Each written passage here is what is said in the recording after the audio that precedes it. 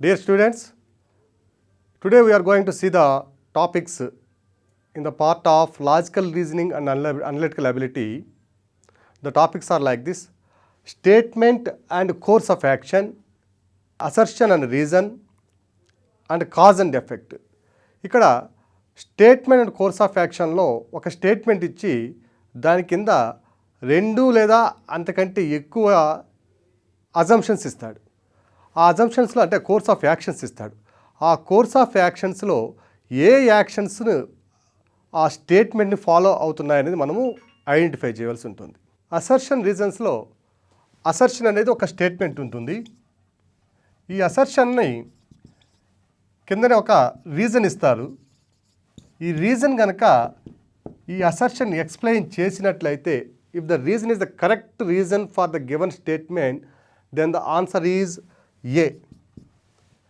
Both assertion and reason are correct, but the reason couldn't explain the assertion, then the answer is B. Assertion reason ఈ రెండు statements కనుక correct అయ్యి, reason కూడా అంటే రెండు correct అయ్యి, ఈ రీజన్ కనుక అసర్షన్ని కంప్లీట్గా ఎక్స్ప్లెయిన్ చేయలేకపోయినట్లయితే, ఈ రీజన్ అనేది ఈ స్టేట్మెంట్కి అసలైన కారణం కనుక కానినట్లయితే అప్పుడు answer B.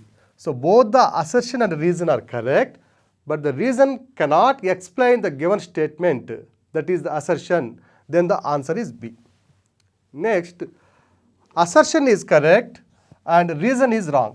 Here in the given both the statements, the only one statement assertion is correct and the reason is not correct, then the answer is C. Assertion correct ayi reason ganaka wrong ayinatlaithe statement itself it is wrong, then the answer is C. If the assertion is wrong and the reason is right, then the answer is D. Assertion కనుక correct wrong అయ్యి ఉండి reason అనే statement కనుక correct అయితే అప్పుడు answer వచ్చి D ఉంటుంది. అలాగే థర్డ్ టాపిక్ దీంట్లో వచ్చి కాజ్ అండ్ ఎఫెక్ట్. సో ఇచ్చిన స్టేట్మెంట్స్ అన్నీ కూడా ఇక్కడ ఏ స్టేట్మెంట్ ఇస్తాడో ఆ స్టేట్మెంట్ని మొత్తం కరెక్ట్గా తీసుకోవాలి. అదే 100% కరెక్ట్ అని మనం అనుకోవాలి. స్టేట్మెంట్ అండ్ కోర్స్ ఆఫ్ యాక్షన్లో కానీ కాజ్ అండ్ ఎఫెక్ట్లో కానీ ఇచ్చిన స్టేట్మెంట్ అనేది ఈ రెండిట్లో కూడా మనం 100% కరెక్ట్ అనుకొని ఈ కోర్స్ ఆఫ్ యాక్షన్స్ కానీ ఈ ఎఫెక్ట్ కానీ ఆ స్టేట్మెంట్ ఫాలో అవుతున్నాయా లేదని మనం అబ్జర్వ్ చేయాలి. ఇచ్చినటువంటి కాజ్ వల్ల ఏం ఎఫెక్ట్స్ రావచ్చు అనేది మనం ఊహించి దాని ప్రకారం ఏవైతే ఉంటాయో దాన్ని మనం ఆన్సర్గా పెట్టాలి. ఇక్కడ ఎఫెక్ట్స్ ఒక స్టేట్మెంట్ ఇస్తాడు కాజ్లో.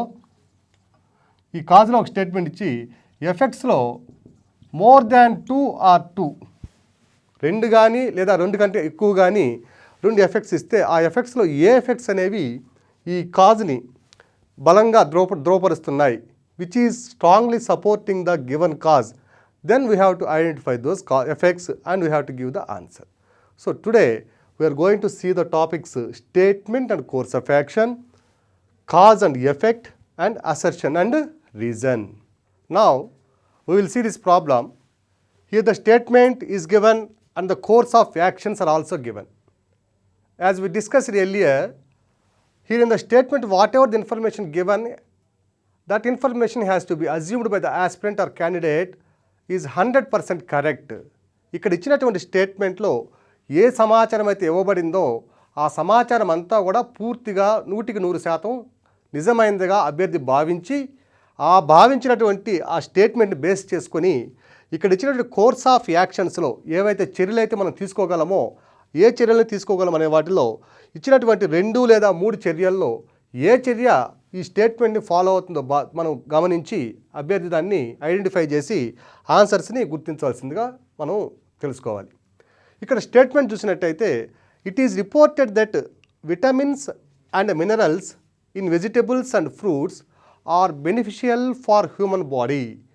Medicines do not have the same effect on human body అన్నాడు.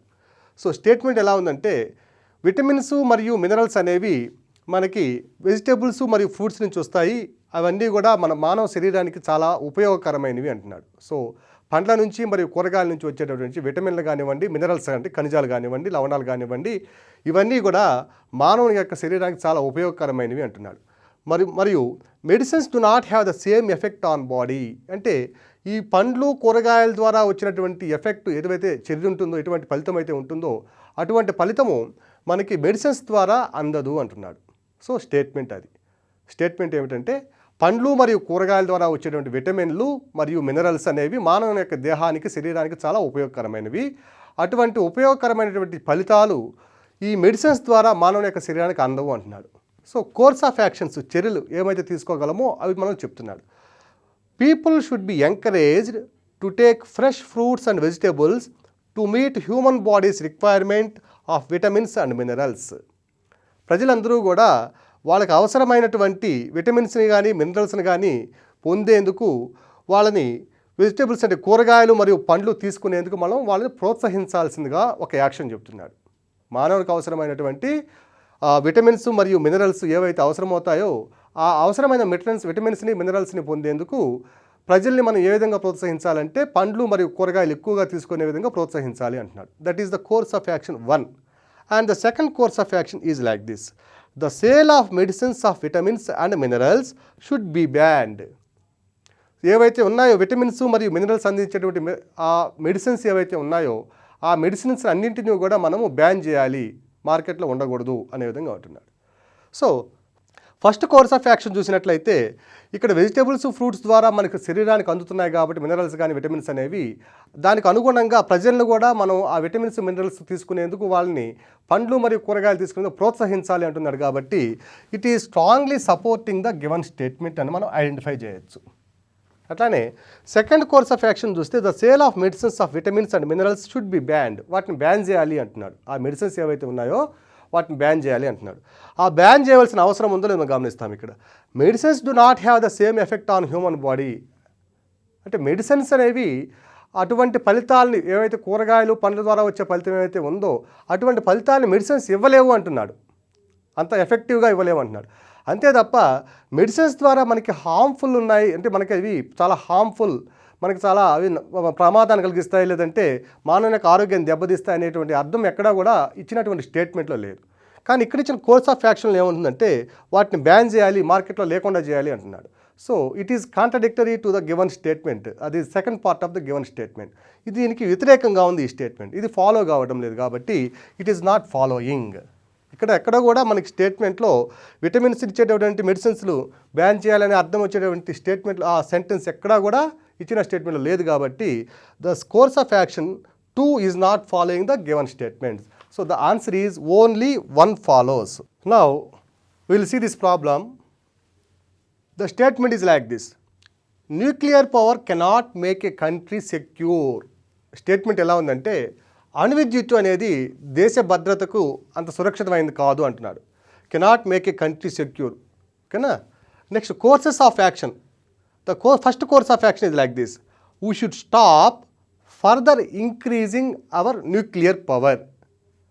ఇక భవిష్యత్తులో రాబోయేటువంటి అణువిద్యుత్తుని స్థాపించడం కానివ్వండి, దాని ద్వారా విద్యుత్తుని ప్రోత్సహించడం కానివ్వండి, ఉత్పత్తి చేయడం కానివ్వండి, ఇంకా ఆపివేయాలి అంటున్నాడు. భవిష్యత్తులో ఇక అటువంటి విద్యుత్ నిర్మాణ కార్యక్రమాలని ఆపివేయాలి అంటున్నాడు. We should destroy our nuclear capability. మనకి ఏదైతే అణువిద్యుత్తు లేదా అణు పరిజ్ఞానం ఉందో ఆ పరిజ్ఞానాన్ని అంతటినీ కూడా మనము నాశనం చేసేయాలి, ఉండడం మంచిది కాదు అంటున్నాడు. Third course of action is like this: we should focus on improving diplomatic relations. మూడో కోర్స్ ఆఫ్ యాక్షన్ ఎలా ఉందంటే మనకి డిప్లొమాటిక్ రిలేషన్స్ని అంటే విదేశీ వ్యవహారాల్ని మనం బాగా అభివృద్ధి పరచుకోవాలి అంటున్నాడు. Nuclear power cannot make a country secure. అణువిద్యుత్ అనేది దేశానికి భద్రత పరంగా అంత మంచిది కాదు అంటున్నాడు. దేశానికి భద్రతనివ్వదు అంటున్నాడు. మనం గమనించినట్లయితే న్యూక్లియర్ పవర్తో భారతదేశంలో దాదాపుగా 5 to 6% పవర్ని ప్రొడ్యూస్ చేస్తున్నాం. అలాగే యూఎస్ఏ తీసుకున్నాం అనుకోండి, more than half of the power production is coming from the nuclear power. Around 47 to 48%. యూఎస్ఏలో మొత్తం 404 న్యూక్లియర్ రియాక్టర్స్ ఉన్నాయి. వాటిలో 4 ఇప్పుడు ప్రస్తుతం నిర్మాణ దశలో ఉంటే దాదాపు 399, 400 రియాక్టర్లు అక్కడ పనిచేస్తున్నాయి. భారతదేశంలో 17 నుంచి 18 రియాక్టర్లు ప్రస్తుతం పనిచేస్తున్నాయి. ఇటువంటి సందర్భంలో న్యూక్లియర్ పవర్ ఏ దేశానికి కూడా మంచిది కాదు అనడం అనేది అది కరెక్ట్ కాదు. ఒకవేళ అది అనుకుంటే కనుక course of action we should stop further increasing our nuclear power. మనం ఇక్కడ ఇచ్చినటువంటి స్టేట్మెంట్ ప్రకారం ఇది తీస్తుంటే we should stop further increasing our nuclear power. ఇక్కడ భవిష్యత్తులో అటువంటి విద్యుత్ ఉత్పాదన కార్యక్రమాలని మనము న్యూక్లియర్ పవర్ ద్వారా అణు విద్యుత్ ద్వారా వచ్చే కార్యక్రమాలను మనం పూర్తిగా ఆపివేయాలి. ఇంక ఎటువంటి పరిస్థితుల్లో కూడా ముందు అటువంటి విద్యుత్ ఉత్పాదన చర్యలను మనం తీసుకురాదు అంటున్నాడు. అలా తీసుకొని పక్షంలో అలా ఆపేసిన పక్షంలో ఏ దేశానికైనా అవసరమైన ఇంధన వనరుల్ని మనం లభించుకోవడం అంటే మనం పొందడం అనేది అసాధ్యమవుతుంది. So it is not following the given statement. భద్రతకి మంచిది కాదని అంటున్నారు తప్ప దీన్ని ఆపివేయాలని ఎక్కడ మీనింగ్ ఇక్కడ లేదు. Next, we should destroy our nuclear capability. మనకు ఉన్నటువంటి అణు పరిజ్ఞానాన్ని మనము నాశనం చేసేయాలి అంటున్నాడు. సో అణు పరిజ్ఞానం నాశనం చేయాలి అంటే అది మరలా ఇంకో సమస్యను తీసుకొచ్చి పెడుతుంది. రేడియేషన్ అనేది ఆ రేడియో ధార్మిక కిరణాలను వెలువరించడం అనేది డెస్ట్రాయ్ చేసేది అధికమవుతుంది. కాబట్టి ఇది ఇంకా ప్రాబ్లం మరింత ఎక్కువ ప్రాబ్లం చేస్తుంది తప్ప క్రియేట్ చేస్తుంది తప్ప సమస్యను పెంచుతుంది తప్ప ఇది అనేది ఈ కోర్స్ ఆఫ్ యాక్షన్ అనేది సరైనటువంటి చర్య కాదు అని గమనించవచ్చు. Next, we should focus on improving diplomatic relations. విదేశీ వ్యవహారాలని లేదా విదేశీ సంబంధాలను మనం మెరుగుపరుచుకోవాలి అంటున్నాడు. అసలు ఈ స్టేట్మెంట్కి దీనికి సంబంధం లేదనుకుంటాం మనం యాక్చువల్గా. ఇక్కడ న్యూక్లియర్ పవర్ అనేది అంత మంచిది కాదు అంటున్నాడు. Nuclear power cannot make a country secure అంటున్నాడు. Here the statement course of action is like this: we should focus on improving diplomatic relations అంటాడు. ఇవి రెండు చూడడానికి పరస్పరం విరుద్ధమైనటువంటివిగా ఉన్నా ఇవి మనం కొంచెం లోతుగా ఆలోచించినట్లయితే డిప్లొమాటిక్ రిలేషన్స్ అనేవి విదేశీ వ్యవహారాలని డెవలప్ చేసుకోవడం వల్ల ఏమవుతుంది, సైన్స్ అండ్ టెక్నాలజీ ట్రాన్స్ఫరింగ్ అనేది ఎక్కువ అవుతుంది. విదేశీ వ్యవహారాలను బలపరుచుకోవడం వల్ల ట్రేడ్ అండ్ కామర్స్ డెవలప్ అవుతుంది. అట్లాగే సాంకేతిక పరిజ్ఞాన బదిలీ అనేది జరుగుతుంది. ఇవే విదేశీ వ్యవహారాల్లో ఉన్నటువంటి అంశాలు. సో విదేశీ వ్యవహారాలతో మనం అభివృద్ధి చేసుకున్నట్లయితే ఇతర దేశాలతో ఉన్నటువంటి టెక్నాలజీని మనం సులభంగా పొందవచ్చు. భద్రతా ప్రమాణాలని మనము అధికంగా రూపొందించుకోవచ్చు. అట్లాగే సేఫ్టీకి కావాల్సిన మెజర్మెంట్స్ అన్నింటినీ కూడా మనము సులభంగా పొందడానికి అవకాశం ఉంది. కాబట్టి చూడడానికి దీంతో సంబంధం లేనిదైనప్పటికీ ఈ కోర్స్ ఆఫ్ యాక్షన్ అనేది దీంతో అంతర్గతంగా చూసినట్లయితే అత్యంత విలువైనటువంటి సూచనగా మనం పరిగణించవచ్చు. So 1 is not following, 2 is not following and only 3 is following. So the answer is only 3 follows. Now you see this problem. The statement is like this: the sale of shoes has gone down considerably, causing great concern to the company. ఒక company యొక్క shoes ఉత్పత్తి జరుగుతున్నప్పటికీ వాటి యొక్క అమ్మకాల్లో చాలా మార్పు వచ్చింది, చాలా తగ్గిపోయినాయి అంటున్నాడు. ఆ కంపెనీ యొక్క షూస్ యొక్క అమ్మకాలు తగ్గిపోయినాయి అంటున్నాడు. కోర్స్ ఆఫ్ యాక్షన్స్, ఏవైతే చర్యలు తీసుకోవాలో ఆ చర్యలను సూచిస్తున్నాడు. The first course of action is like this: the price of shoes should be reduced. ఆ షూస్ యొక్క ధరను తగ్గించాలి అంటున్నాడు. రెండవది, the company should make a study carefully about other brands of shoes in the market. మార్కెట్లో ఉన్నటువంటి మిగిలిన కంపెనీల యొక్క ఉత్పత్తులు అంటే ఆ షూస్ యొక్క మిగిలిన కంపెనీల యొక్క షూస్ యొక్క వాటి గురించి పూర్తిగా అధ్యయనం చేయాలి అంటున్నాడు. So the statement is like this: ఒక కంపెనీ యొక్క షూస్ యొక్క ఉత్పత్తి అలాగే ఉన్నప్పటికీ సేల్స్ తగ్గిపోయినాయి, అమ్మకాలు తగ్గిపోయినాయి అంటున్నాడు. ఏం చర్య తీసుకుంటావు నువ్వు అంటున్నాడు. అప్పుడు మనం తీసుకోవాల్సిన చర్య ఏమిటో మనం అప్పుడు అబ్జర్వ్ చేద్దాం. వాటి యొక్క ధరను తగ్గించాలి అంటున్నాడు. ధరను తగ్గించినట్లయితే కంపెనీ లాస్లో రావడానికి అవకాశం ఉంది. ఒకవేళ ధరను తగ్గించిన షూస్ యొక్క సేల్స్ పెరుగుతాయన్న గ్యారంటీ ఈ స్టేట్మెంట్లో ఎక్కడ కూడా మనకు కనపడట్లేదు, యాక్షన్లో కూడా మనకు కనపడట్లేదు. సో ధరను తగ్గించడం అనేది ఒక ఉపశమన చర్య అయినప్పటికీ అది మంచి ఫలితాన్ని ఇస్తుందా, ఈ కోర్స్ ఆఫ్ యాక్షన్ ఈ చర్య అనేది మంచి ఫలితాన్ని ఇస్తుందా అంటే we can not expect a good result will be given by this action. ఓకేనా? సో ఈ చర్య వల్ల అమ్మకాలు పెరుగుతాయన్న గ్యారంటీ లేదు కాబట్టి so it is not following the given statement. Next one is the company should make a study carefully about other brands of shoes in the market. మార్కెట్లో ఉన్నటువంటి మిగిలిన షూస్ యొక్క పరిస్థితులపై అధ్యయనం చేయాలి అంటున్నాడు. అన్ని కంపెనీల యొక్క ఉత్పత్తుల యొక్క అమ్మకాలు తగ్గినాయా, లేకపోతే మనవే తగ్గినాయా, లేదంటే తమ అమ్మకాలు తగ్గడానికి గల కారణాలు ఏమిటి, ఇతరుల యొక్క అమ్మకాలు పెరగడానికి గల కారణాలు ఏమిటి, దాంట్లో ఉన్న లోపాలు ఏమిటి, మన ఉత్పత్తుల్లో ఉన్న లోపాలు ఏమిటి, దాంట్లో ఉన్న పాజిటివ్స్ ఏంటి, మన ఉత్పత్తుల్లో ఉన్న పాజిటివ్స్ ఏమిటి, ఇవన్నీ కూడా కేర్ఫుల్గా స్టడీ చేసిన తర్వాత అప్పుడు మనం యాక్షన్ తీసుకుంటే బాగుంటుంది అనే విధంగా రెండవ కోర్స్ ఆఫ్ యాక్షన్ ఉంది. కాబట్టి so the correct action for the given statement can be said that the company should make a study carefully about other brands of shoes in the market. మార్కెట్లో ఉన్నటువంటి ఇతర కంపెనీల యొక్క షూస్ని అధ్యయనం, వాటి యొక్క అమ్మకాలను కానివ్వండి, వాటి యొక్క మార్కెటింగ్ ఏ విధంగా ఉంది వాటిని అధ్యయనం చేసిన తర్వాత మనము యాక్షన్ తీసుకోవడం అనేది ఉత్తమమైనదిగా మనం భావించవచ్చు. So 2 is following, so 1 is not following, only 2 is following. So the answer is only 2 follows. ఈ ప్రాబ్లం చూసినట్లయితే స్టేట్మెంట్ ఈ విధంగా ఉందండి. Statement: courts take two long in deciding important disputes of various departments. వివిధ శాఖల నుంచి పరిశీలించినట్లయితే ఆ శాఖల్లో ఉన్నటువంటి డిస్ప్యూట్స్ ఏవైతే ప్రాబ్లమ్స్ ఉన్నాయో ఆ ప్రాబ్లమ్స్ని సాల్వ్ చేయడంలో కోర్ట్స్ అనేవి చాలా ఎక్కువ సమయాన్ని తీసుకుంటున్నాయి అంటున్నాడు. So courts are taking too much time in deciding the various disputes of various departments, and the course of action is like this. First course of action is like this: courts to be ordered to speed up matters. కోర్ట్స్ని ఆదేశించాలి. ఏమని ఆదేశించాలంటే ఆ విషయాలన్నిటిని కూడా త్వరగా పరిష్కరించే విధంగా, ఏవైతే disputes ఉన్నాయో వాటిని అన్నింటినీ కూడా త్వరగా పరిష్కరించే విధంగా ఈ యాక్షన్ ఉండాలి అంటున్నాడు. వాటిని ఆ కోర్ట్స్ని ఆదేశించాలి అంటున్నాడు. ఆ కోర్ట్స్ పైన ఎవరైతే అధిపతి ఉన్నారో ఆ అధిపతి ఆ కోర్ట్స్ అన్నింటినీ కూడా ఏమని చేయాలంటే ఏవైతే డిస్ప్యూట్స్ ఉన్నాయో వాటిని త్వరగా పరిష్కరించే విధంగా చర్యలు తీసుకొని ఆదేశించాలి అంటున్నాడు. Next, special powers to be granted to settle disputes concerning the department. ఏవైతే విభాగాలు ఉన్నాయో, డిపార్ట్మెంట్స్ ఉన్నాయో ఆ డిపార్ట్మెంట్స్లో ఉన్నటువంటి అధికారులకి ఆ అంశాలను పరిష్కరించడానికి, ఏవైతే డిస్ప్యూట్స్ ఉన్నాయో వాటిని పరిష్కరించడానికి కొన్ని స్పెషల్ పవర్స్ ఇవ్వాలి అంటున్నాడు. సో ఇక్కడ స్పెషల్ పవర్స్ ఇవ్వడం వల్ల కొన్ని కేసుల్ని మనం కోర్టుల దాకా తీసుకువెళ్లకుండా కిందనే పరిష్కరించడానికి అవకాశం ఉంటుంది. కాబట్టి ఆ స్పెషల్ పవర్స్ ఇస్తే ఈ టైం కూడా తగ్గుతుందనే మీనింగ్ ఇక్కడ ఉందండి.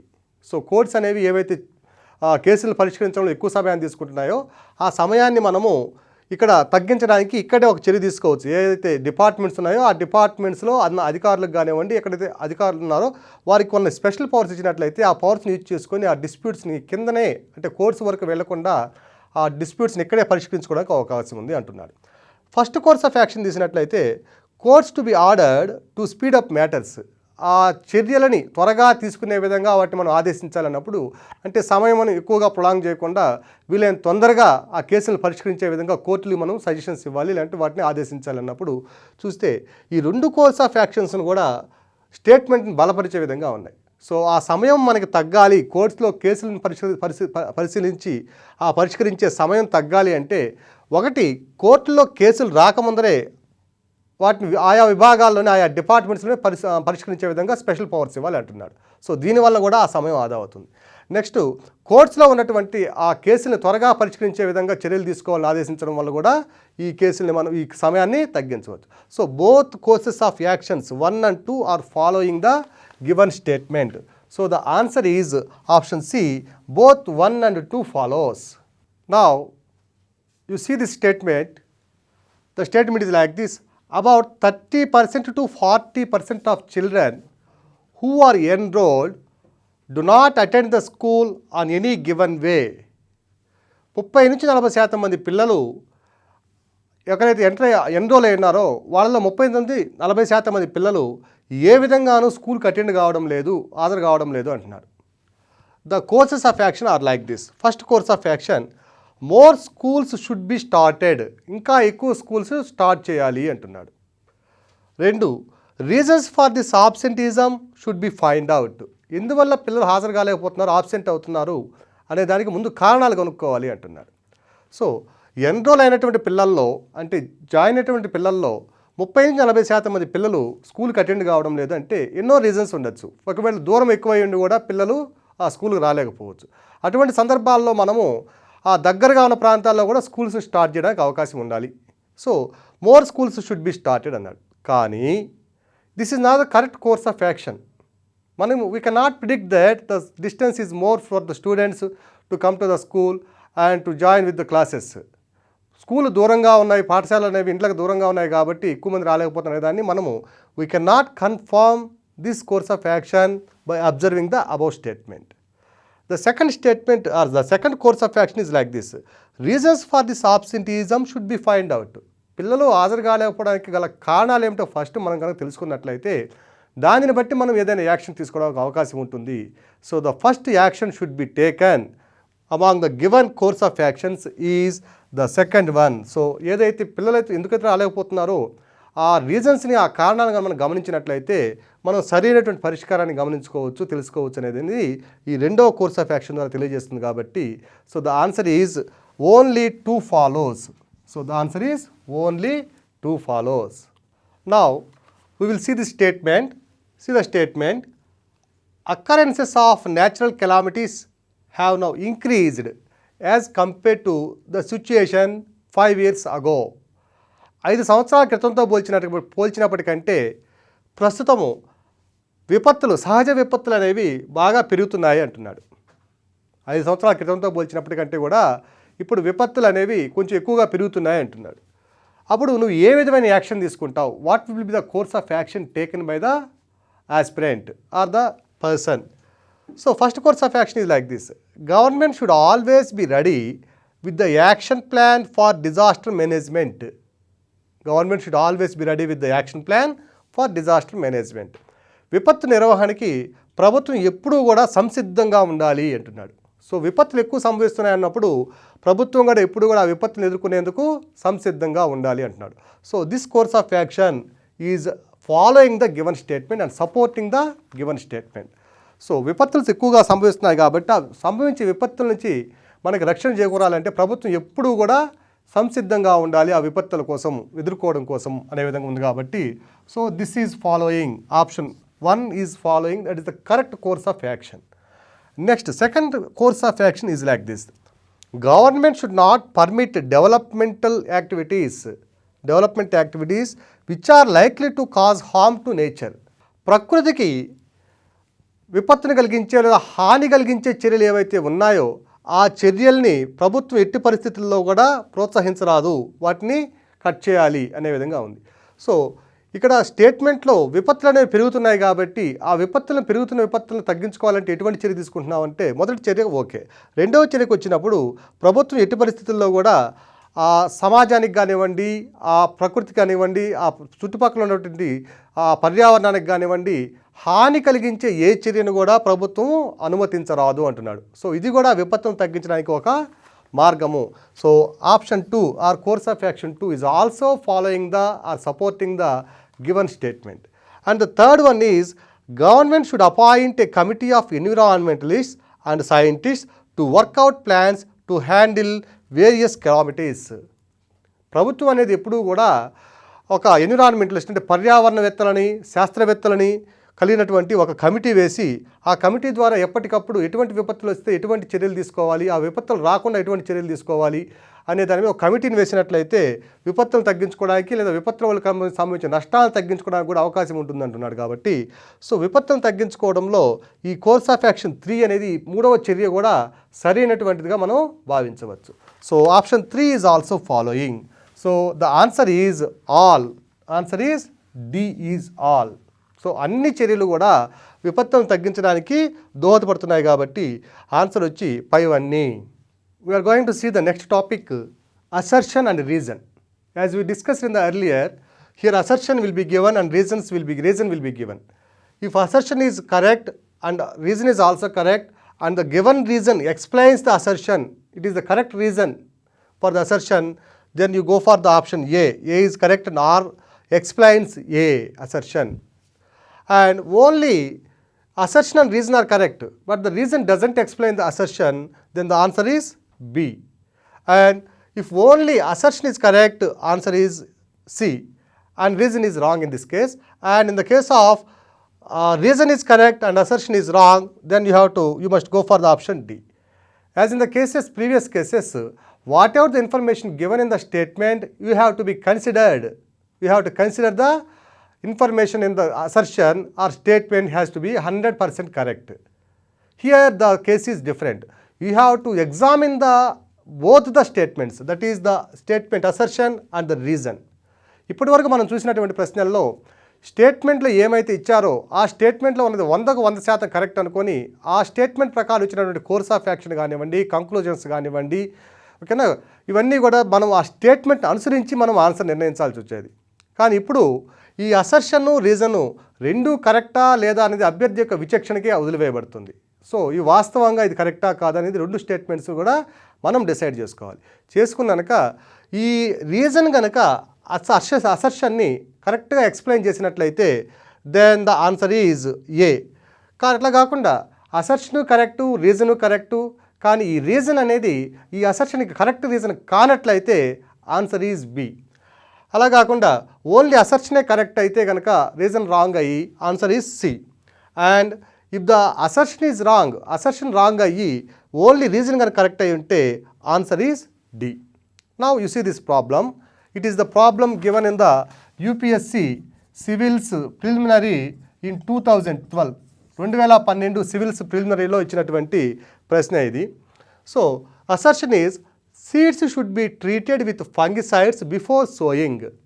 విత్తనాలు నాటే ముందు ఆ సీడ్స్ అన్నింటినీ కూడా, విత్తనాలన్నింటినీ కూడా మనము ఫంగిసైడ్స్, ఆ మందులతోటి కొంత వాటిని కలిపి మిశ్రమం చేసి వాటిని నాటినట్లయితే మంచిది అంటున్నాడు. సో అంటే ట్రీట్ చేయాలి ముందు, ఫంగిసైడ్స్తో వాటిని ముందు శుద్ధి చేయాలి అంటున్నాడు ఆ మందులతోటి. నెక్స్ట్ రీజన్ వచ్చి without treating with fungicides the seeds do not germinate. ఆ మందులతో కనుక ఆ విత్తనాలు శుద్ధి చేయకపోయినట్లయితే ఆ విత్తనాలు మొలకెత్తవు అంటున్నాడు. So here the assertion is correct. జనరల్గా వ్యవసాయం చేసే వాళ్ళందరికీ తెలుసు, విత్తనాలని ముందే మనము మందులతో శుద్ధి చేయడం వల్ల అవి మొలకెత్తిన తర్వాత వచ్చే చీడపీడల నుంచి మనం వాటి నుంచి రక్షించుకోవచ్చు. కాబట్టి రైతులందరూ కూడా ముందు విత్తనాలు నాటేటప్పుడు విత్తనాలు శుభ్రం చేయడం అనేది తప్పనిసరిగా చేస్తారు. సో ఇది అభ్యర్థికి ప్రాథమిక అవగాహన ఉండాలి. ముందు విత్తనాలను మనం శుద్ధి చేయాలన్నా లేదా అనే ఒక అవగాహన, ఆ నాలెడ్జి, ఆ పరిజ్ఞానం అనేది అభ్యర్థికి ఉందా లేదని కూడా టెస్ట్ చేస్తున్నాడు ఇక్కడ. రెండవ రీజన్ చూసినట్లయితే without treating with fungicides the seeds should not germinate అంటున్నాడు. మనము ఆ మందులతో కనుక మనం వాటిని కనుక శుద్ధి చేయకపోయినట్లయితే అవి మొలకెత్తు అంటున్నాడు. So reason is wrong. ఒకవేళ మనం శుద్ధి చేయకపోతే మొలకెత్తనట్లయితే సహజంగా పెరిగే చెట్లన్నీ కూడా ఎలా మొలకెత్తుతున్నాయి? సో మొలకెత్తడానికి వాటిని శుద్ధి చేయవలసిన అవసరం లేదు, సహజంగానే ప్రకృతిలో మొలకెత్తుతాయి. కానీ మనకి కృత్రిమంగా వేసిన వ్యవసాయంలో మనకు మంచి ఫలితాలు రావాలంటే మనం దాన్ని జెర్మినేట్ చేసుకోవాలి అంటున్నాడు. జెర్మినేట్ కావాలంటే మనం వాటిని ముందు శుద్ధి చేసుకోవాలి అంటున్నాడు. So the reason is wrong. మనం శుద్ధి చేయకపోయినా కూడా ఆ విత్తనాలు మొలకెత్తుతాయి. సో అసర్షన్ ఈజ్ కరెక్ట్, వాటిని శుద్ధి చేయాల్సిన అవసరం ఉంది. సో అసర్షన్ కరెక్ట్ అయ్యి రీజన్ కనుక రాంగ్ అయినట్లయితే answer is C. Now we will see this assertion and reason. A ship rises as it enters the sea water. నదిలో నుంచి సముద్రంలో కనుక పడవ ప్రయాణించినట్లయితే, పడవ ఎంటర్ అయితే కనుక కొంచెం ఎత్తు లేస్తుంది, పైకి పడవ అనేది లేస్తుంది అంటున్నాడు. A ship rises as it enters the sea water. The reason is like this. The density of sea water is higher as compared to the river water. The density of sea water is higher as compared to the river water. So river water కంటే, నది నీళ్ళ కంటే కూడా సముద్రం నీళ్ళ యొక్క సాంద్రత ఎక్కువ ఉంటుంది అంటున్నాడు. So the assertion is correct and the reason is correct and reason also explains the assertion. How you know? Suppose this is the sea water, river water, and this is the ocean water, సముద్రం నీరు. సముద్రంలో నీళ్ళ యొక్క సాంద్రత ఎక్కువ ఉంటుంది. ఎందువల్లంటే లవణాలన్నీ కలిగి ఉంటాయి కాబట్టి సముద్రం యొక్క సాంద్రత ఎక్కువగా ఉంటుంది. నది నీరు పలుచుగా ఉంటుంది, సముద్రం నీరుతో పోల్చుకుంటే నది యొక్క నీరు సాంద్రత తక్కువ. So here the density is less and here the density is more. This is river and this is sea. So సాంద్రత తక్కువగా ఉన్న నీళ్ళలో పడవ అనేది ఎక్కువగా మునుగుతుంది. సాంద్రత ఎక్కువగా ఉన్న నీళ్ళలో పడవ అనేది పైకి తేలుతుంది. సో సాంద్రతను వేరువేరుగా ఉండడం వల్ల ఈ పడవ పైకి తేలడము లేదా కిందకి తొక్కబడడం అనేది జరుగుతుంది. కాబట్టి సో ఇక్కడ ship rises as enters into the sea water. సముద్రంలోకి వెళ్ళగానే సముద్రం యొక్క నీరు సాంద్రత ఎక్కువ కాబట్టి ఇది తేలికైపోయి పైకి లేస్తుంది. So assertion is correct. And the reason is the density of sea water is higher as compared to the river water. ఎందుకు పైకి లేస్తుందంటే నది నీరు కంటే కూడా సముద్రం నీరు యొక్క సాంద్రత ఎక్కువ కాబట్టి, ఎక్కువ సాంద్రత ఉన్న నీళ్ళలో ఇది అనేది పైకి తేలియాడుతుంది కాబట్టి ఇది పైకి లేస్తుంది అంటున్నాడు. So both assertion and reason are correct and the reason are explains the assertion. So ఇచ్చినటువంటి అసర్షను, రీజను రెండు కూడా కరెక్టు. మరియు ఈ నది యొక్క సాంద్రత కంటే కూడా సముద్రం నీటి యొక్క సాంద్రత ఎక్కువగా ఉండడం వల్ల తేలియాడే స్వభావం అనేది ఎక్కువ అవుతుంది, అంటే పైకి లేస్తుంది. So answer is A. Now we will observe these assertion and state reasons. The assertion is like this. Carbon monoxide when inhaled causes death. Carbon monoxide కనుక మనం శ్వాసలో పీల్చినట్లయితే అది మరణానికి దారితీస్తుంది అంటున్నాడు. Reason is carbon monoxide combines with haemoglobin. So ఇక్కడ అభ్యర్థికి ఈ 2 పరిజ్ఞానాలు అవసరం. కార్బన్ మోనాక్సైడ్ ఆరోగ్యానికి మంచిదా చెడ్డదా? మంచిదైతే ఏమవుతుంది, చెడ్డదైతే ఏమవుతుంది అని గమనించినట్లయితే కార్బన్ మోనాక్సైడ్ అనేది ఇంధనాన్ని పూర్తిగా దహించకపోవడం వల్ల, కంబషన్ అనేది పూర్తిగా కంప్లీట్ కాకపోవడం వల్ల వెలువడే వాయువు అనేది కార్బన్ మోనాక్సైడ్. కంబషన్ కంప్లీట్గా అయితే వెలువడే వాయువు కార్బన్ డయాక్సైడ్. సో ఈ 2 కూడా మన ఆరోగ్యానికి ప్రమాదకరమే. ఈ కార్బన్ మోనాక్సైడ్ అనేది ఒకవేళ మనం పీల్చినట్లయితే, అధిక మోతాదులో పీల్చినట్లయితే ఈ కార్బన్ మోనాక్సైడ్ హిమోగ్లోబిన్తో కలిసి కార్బాక్సీ హిమోగ్లోబిన్ ఏర్పరుస్తుంది. Carboxy haemoglobin.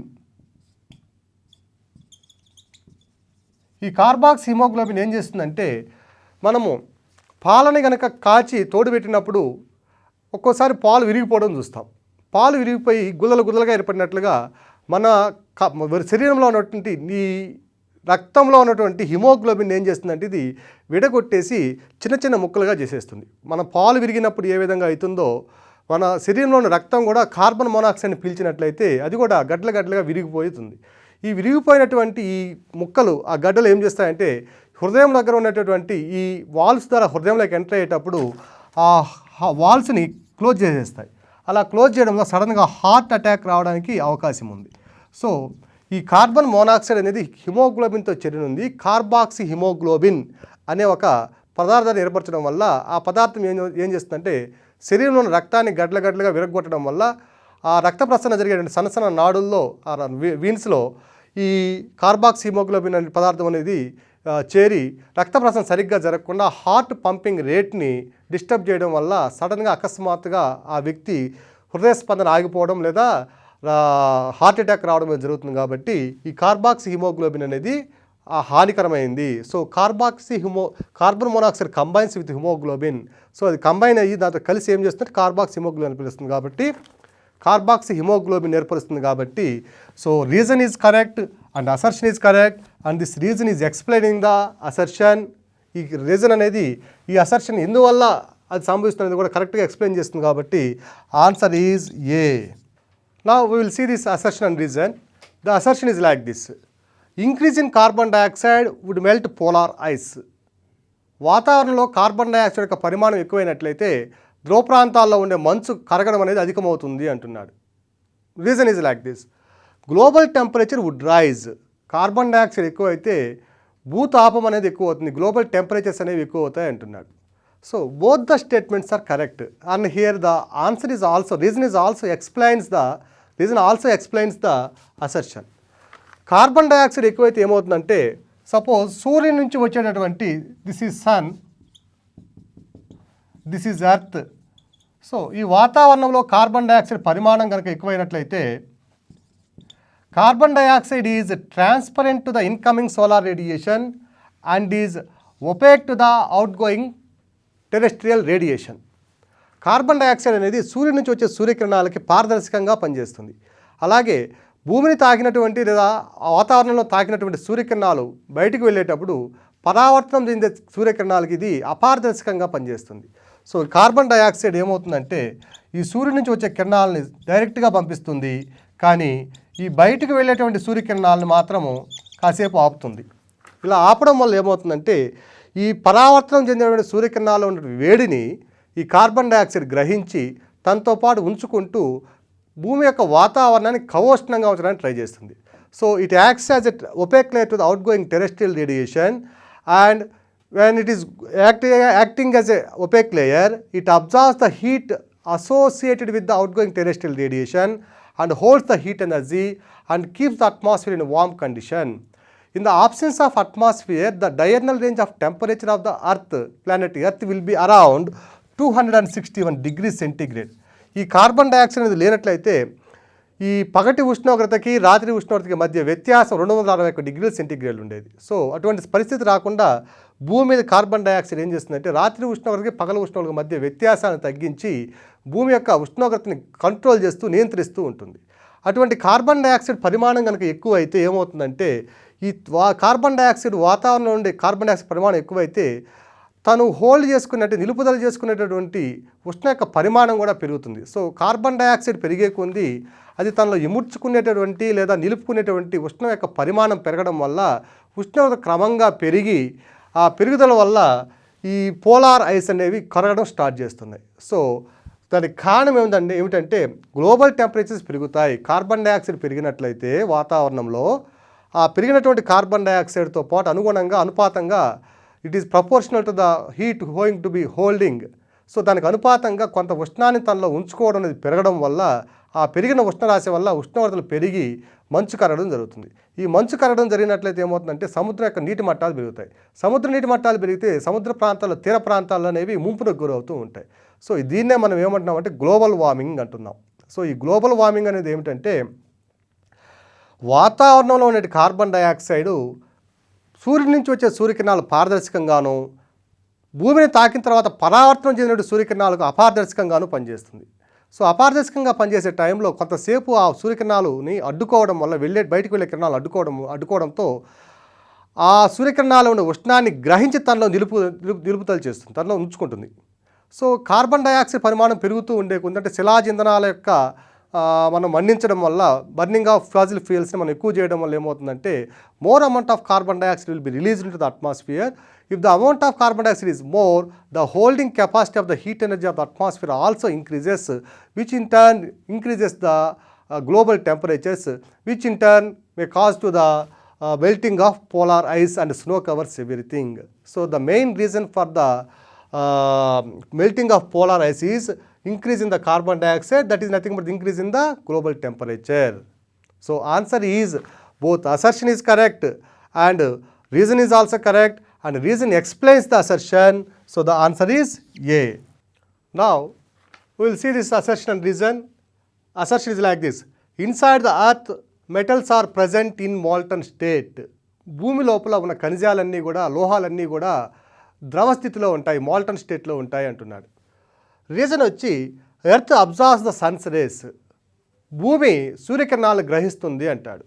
ఈ భూమి లోపల ఈ మెటల్స్ కానివ్వండి లోహాలు అనేవి ద్రవస్థితిలో ఉండడానికి మెయిన్ కారణం ఏమిటంటే ఉష్ణోగ్రతలు పెరగడం. సో ఉష్ణోగ్రత పెరగడానికి ప్రధాన కారణం పీడనం పెరగడం వల్ల. ఇది భూమి అనేది ఒక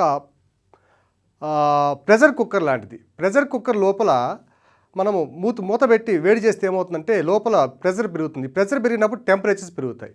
so it is also similar in this case. So ఉష్ణోగ్రత పెరగడానికి ప్రధాన కారణం అంటే పీడనం పెరగడం వల్ల ఉష్ణోగ్రతలు పెరుగుతాయి ఇక్కడ. అంతే తప్ప ఎర్త్ అనేది భూమి అనేది సూర్యుడి నుంచి వచ్చే సూర్యకిరణాలు గ్రహించడం వల్ల వేడెక్కుతుంది అనేది కరెక్ట్ కాదు. సూర్యకిరణాలు భూమిని తాకి మరలా వెనక్కి వెళ్ళిపోతాయి. భూమి యొక్క పై భాగం ఒక 10 మిల్లీమీటర్సు లేదా 20 మిల్లీమీటర్సు మ్యాక్సిమం ఒక 1 మీటర్ వరకు వేడెక్కుతుంది తప్ప అంతకు మించి భూమి సూర్యకిరణాల వల్ల వేడెక్కడం అనేది జరగదు. So the assertion is correct. లోపల ఉన్నటువంటి ఈ లోహాలన్నీ కూడా ద్రవ స్థితిలో ఉండడం అనేది కరెక్ట్. భూమి లోపల కేంద్రకం వద్ద టెంపరేచర్ వచ్చి ఇట్ ఈస్ అజ్యూమ్డ్ దట్ 3800 నుంచి 6000 డిగ్రీ సెంటీగ్రేడ్ వరకు ఉండవచ్చు అని శాస్త్రవేత్తలు అంచనా వేస్తున్నారు. సో ఈ సూర్యుడి యొక్క ఉపరితల ఉష్ణోగ్రత కూడా 6000 డిగ్రీల సెంటీగ్రేడ్. అలాగే భూమి లోపల కేంద్రకం వద్ద ఉష్ణోగ్రత కూడా 6000 డిగ్రీల సెంటీగ్రేడ్ వరకు ఉండవచ్చు అని అంచనా వేస్తున్నారు. సో ఇంత సెంటీగ్రేడ్ టెంపరేచర్ ఉన్నప్పుడు ఆటోమేటిక్గా మెటల్స్ అన్నీ కూడా లోహాలన్నీ కూడా ద్రవ స్థితిలోకి వెళ్ళిపోతాయి. సో ద్రవ స్థితిలో ఉండడం అనేది correct. Assertion is right and the reason is not the correct explanation for the given assertion. ఇచ్చినటువంటి రీజన్ అనేది కరెక్ట్గా సమాధానం అంటే విశదీకరించేది కాదు, కరెక్ట్గా ఎక్స్ప్లెయిన్ చేయదు. So only assertion is correct. So the answer is only A is correct. Answer is C. Now will see this assertion and reason. Assertion is like this. Salt is added to cook food at higher altitudes. Salt is added to cook food at higher altitudes. ఎత్తైన ప్రదేశాల్లో ఆహార పదార్థాలను ఉడికించడానికి ఉప్పు కలుపుతారు అంటున్నాడు. Reason is temperature is low at higher altitudes. ఎత్తైన ప్రదేశాల్లో ఉష్ణోగ్రతలు తక్కువ ఉన్నాయి అంటున్నాడు. First of all we must check whether both the statements are correct or not. Then only you have to decide whether the answer is A or B like this. ముందు ఇచ్చినటువంటి 2 స్టేట్మెంట్స్లో ఆ 2 కూడా కరెక్టో కాదో తెలుసుకోవాలి. మనము ఉన్నటువంటి ఆవరణం ట్రోపో ఆవరణం. ఇది భూమి అయితే మొట్టమొదటి ఆవరణం ట్రోపో ఆవరణం, troposphere. So height of the troposphere on average it is 14 to 15 kilometers. 15 kilometers. ఈ ట్రోపో ఆవరణంలో టెంపరేచర్స్ అనేవి ఏమవుతాయంటే టెంపరేచర్ తగ్గిపోతాయి. పైకి వెళ్ళే కొంది ప్రతి ఎవ్రీ కిలోమీటర్కి temperature fall will be around 6.4 degrees centigrade. ప్రతి కిలోమీటర్కి టెంపరేచర్ ఎంత తగ్గుతుందంటే 6.4 degrees centigrade తగ్గిపోతుంది. సో ఎత్తైన ప్రదేశాలకు వెళ్ళే కొలది మన టెంపరేచర్ తగ్గిపోవడం అనేది correct. So temperature is low at higher altitudes, the reason is correct. And assertion salt is added to cook food at higher altitudes. Temperatures తక్కువైనప్పుడు ఆహార పదార్థాలు ఉడకడానికి చాలా ఎక్కువ సమయం తీసుకుంటుంది. సో ఆహార పదార్థాలు త్వరగా ఉడికించాలి అంటే సాల్ట్ కలపడం అనేది సహజంగానే చేస్తారు. సాల్ట్ కలపడం వల్ల నీటి యొక్క సాంద్రత పెరిగి ఆ ఉష్ణరాశిని నిలుపుకోవడం అనే ధర్మం పెరిగి ఆ ఉష్ణోగ్రతలు పెరగడం వల్ల తక్కువ టైంలోనే సాధారణ సమయంలోనే ఈ ఆహార పదార్థాలు ఉడకడం అనేది జరుగుతుంది. సో సాల్ట్లు కలపకపోయినట్లయితే ఆహార పదార్థాలు ఉడకడానికి పట్టే సమయము ఎక్కువగా ఉంటుంది. If salt is not added, the cooking time for boiling of those vegetables for whatever it may be, it takes more time. That is why salt is compulsorily, it is must and should to add the salt to the things which are to be boiled. So both the statements, assertion is correct and reason is correct. So now we will check whether the reason explains the statement assertion or not. సాల్ట్ని కలపడం వల్ల వాటి యొక్క ఉష్ణోగ్రతలు పెరిగి త్వరగా ఉడుకుతాయి అంటున్నాం. రీజన్ ఏమంటున్నాడు? Temperature is lower at higher altitudes అన్నాడు. Temperature is lower at higher altitudes అంటున్నాడు. సో ఉష్ణోగ్రతలు అనేవి ఎత్తైన ప్రదేశాలు తక్కువ ఉంటాయి కాబట్టి సాల్ట్ కలుపుతున్నాం. సో తక్కువ ఉండడం వల్ల సాల్ట్ కలుపుతున్నామా అంటే తక్కువ ఉండడం వల్లే సాల్ట్ కలుపుతున్నాం. కానీ రీజన్ అనేది it is not correctly explaining the assertion. Assertion ఏమంటున్నాడంటే salt is added to cook food at higher altitudes. ఆహార పదార్థాలు త్వరగా ఉడకడానికి మనము సాల్ట్ కలుపుతున్నాం. హయ్యర్ ఆల్టిట్యూడ్స్లో ఉష్ణోగ్రతలు తక్కువగా ఉంటున్నాయి అంటున్నాం. తక్కువగా ఉండడం వల్ల మనము సాల్ట్ కలపచ్చు, కలపకపోవచ్చు. సో ఉష్ణోగ్రత తక్కువ ఉండడం వల్లనే మనం సాల్ట్ కలపడం అనేది లేదు. త్వరగా ఉడకాలి కాబట్టి మనం సాల్ట్ కలుపుతున్నాం అంటున్నాం. ఓకేనా? So it is a critical question. జనరల్గా ఉష్ణోగ్రతలు తక్కువగా ఉన్నాయి కాబట్టి సాల్ట్ కలిపేశారు త్వరగా ఉడకడానికి అనుకుంటాం. కానీ త్వరగా ఉడకడానికి సాల్ట్ కలుపుతున్నాం అంతే తప్ప ఉష్ణోగ్రతలు తక్కువగా ఉండడం వల్ల సాల్ట్ కలపడం అనేది it is not the correct reason. ఇక్కడ అభ్యర్థులు కొంచెం జాగ్రత్తగా ఇలాంటి ప్రశ్నలు వచ్చినప్పుడు అర్థం చేసుకుని ఆన్సర్ని మనం ఇవ్వాల్సిన అవసరం ఉన్నది. So the answer is both A and R are correct, but R is not the correct explanation. ఉష్ణోగ్రతలు తక్కువ ఉండడం అనేది కరెక్ట్. ఎందువల్ల? ట్రోపో ఆవరణంలో పైకి వెళ్ళే కొలది ప్రతి కిలోమీటర్కి 6.4 degrees centigrade చొప్పున ఉష్ణోగ్రత తగ్గిపోతుంది. సపోజ్ 4 kilometers వెళ్ళామనుకోండి, suppose this is earth mean sea level, సముద్ర మట్టం దగ్గర 30 degrees centigrade ఉందనుకోండి.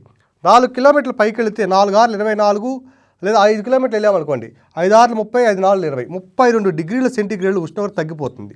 సో టెంపరేచర్ వచ్చి -2 degrees centigrade ఉంటుంది. ఓకేనా? So it is known as normal labs rate అంటాం. దీన్ని ఉష్ణోగ్రత క్షీణత రేటు అంటాం.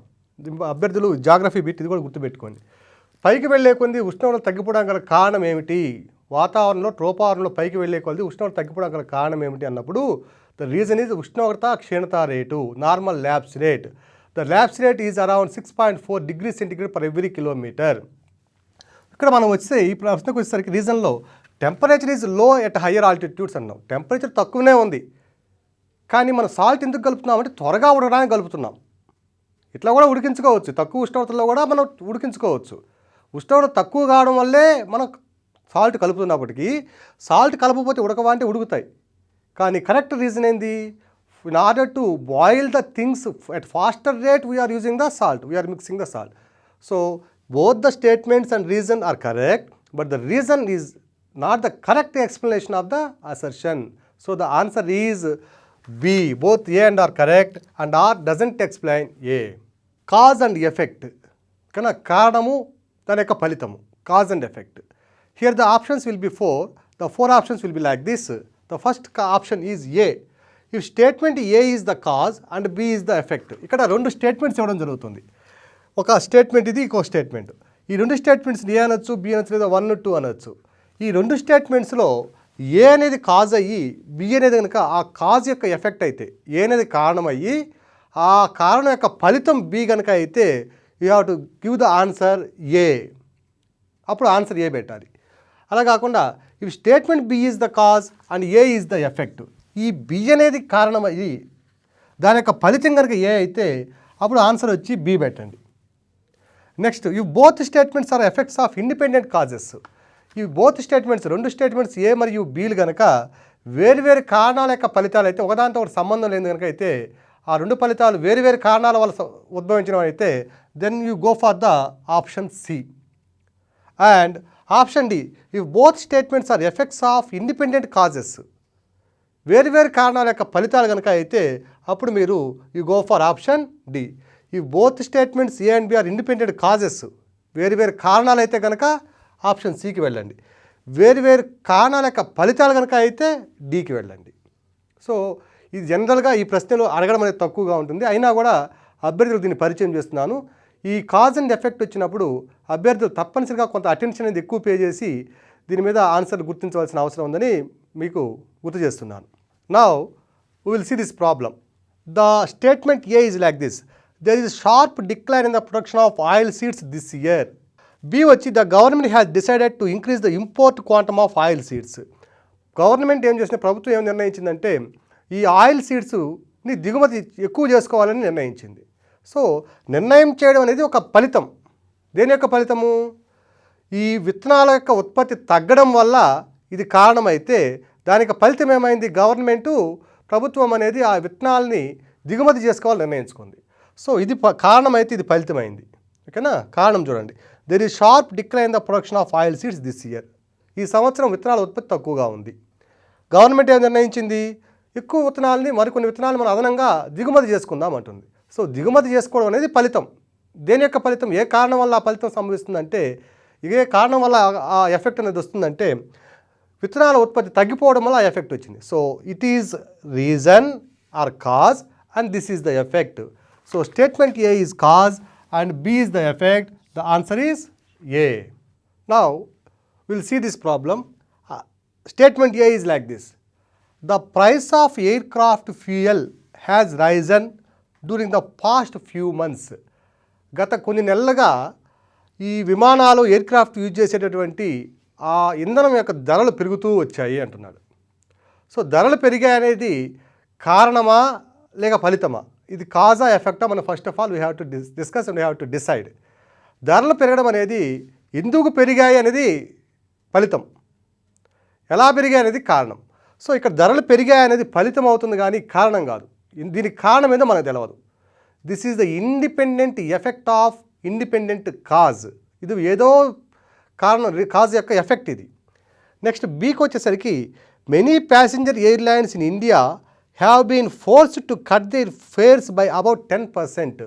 ఇండియాలో చాలా ఎయిర్లైన్ సంస్థలు అనేవి, మెనీ ప్యాసింజర్ ఎయిర్లైన్ సంస్థలు అనేవి వాళ్ళ యొక్క ఛార్జెస్ని 10% 10% వరకు తగ్గించడం జరిగింది. సో ఛార్జీలు తగ్గాయంటే అది ఫలితం. ఏ కారణం వల్ల తగ్గాయో మనకు తెలియదు. సో ఇది ఫలితమే, ఇది ఫలితమే. మరలా చూడండి, the price of aircraft fuel has Ryzen during the past few months. గత కొన్ని నెలలుగా ఈ ఇంధనాలను విమానాలు ఉపయోగించే ఇంధనం యొక్క ధరలు పెరిగాయి అంటున్నాడు.